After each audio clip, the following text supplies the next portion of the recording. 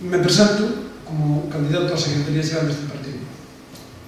A min me sigue dando un pouco de pudor falar desto como se parecese que me presento a algo que a min me dá a sensación de que é inmerecido. Non, eu creo que ten que haber en Galicia cantidad de homens e mulleres que poden facer eso probablemente mellor que a min. Tamén é certo que me presento, primeiro, porque considero e me sinto que as ganas e que a ilusión de abordar esta etapa, ainda que sei que vai ser unha etapa moi dura.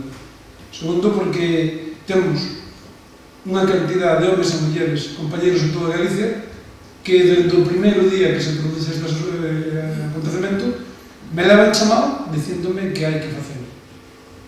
Que eu, non sei como vai acabar o Congreso, evidentemente dependemos dos 500 delegados que van ir ali, pero que non o convirto en ningún drama personal. A veces se gana, se perde, eu vou a este Congreso a aportar o mellor que poda e de aí derivaremos un resultado.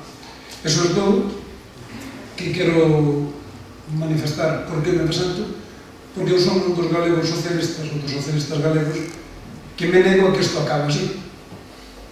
Isto non pode acabar así. A nosa ilusión, as nosas ganas, a nosa voluntad de transformar este país non pode acabar así.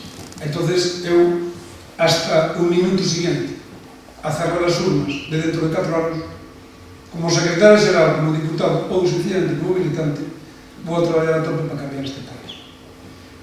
O que suceda o fin de semana que ven depende da organización.